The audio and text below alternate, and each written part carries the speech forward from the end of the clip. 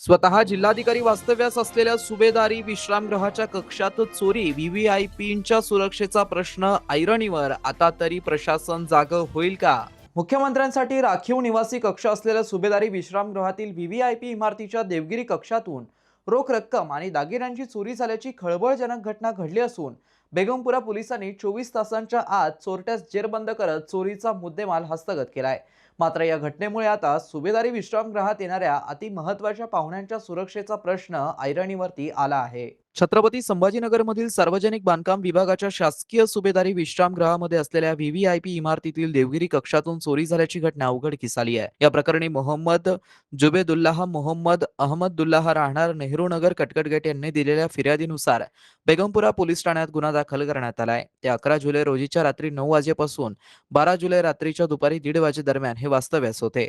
याच दरम्यान त्यांच्याजवळील 14,250 रुपये रोख आणि 2.5 ग्रॅम वजनाची सोन्याची अंगठी असा एकूण 44,250 रुपये किमतीचा ऐवज चोरी झाल्याची घटना घडली होती. सदर प्रकरणी बेगमपुरा पोलीस ठाण्यात गुन्हा दाखल करताच बेगमपुरा पोलिसांनी काही तासातच तपासाची चक्रे फिरवत सदर गुन्हा उघडकीस आणला. या प्रकरणी व्हीव्हीआयपी इमारतीतील सिनियर मॅनेजर कपिल नवनाथ देशमुख यास अटक करण्यात आली असून त्याच्याजवळून चोरीस गेलेला पूर्ण मुद्देमाल पोलिसांनी हस्तगत केला आहे. सदरची कामगिरी बेगमपुरा पोलीस ठाण्याच्या पोलीस निरीक्षक प्रवीणा यादव यांच्या मार्गदर्शनाखाली महिला पोलीस उपनिरीक्षक केदार, महिला पोलीस हेड कॉन्स्टेबल पातोडे यांच्या पथकाने यशस्वीरित्या पार पाडली. दरम्यान सदर घटनेने सुभेदारी विश्रामगृहांच्या सुरक्षेविषयी प्रश्न निर्माण होतोय.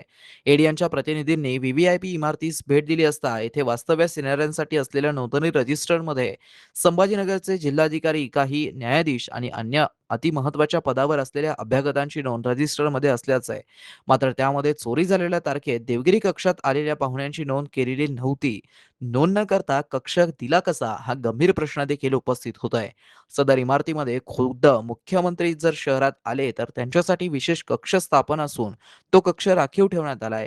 तर सध्या जिल्हाधिकारी विनय गौडा जीसी यांचं शासकीय निवासस्थान उपलब्ध नसल्याने ते येथेच वास्तव्यास आहे. काही दिवस आधीपर्यंत मनपाचे आयुक्त अमोल येडगे हे रुजू झाल्यापासून काही दिवस येथेच वास्तव्यास होते. नंतर ते मनपाच्या शासकीय निवासस्थानी शिफ्ट झाले.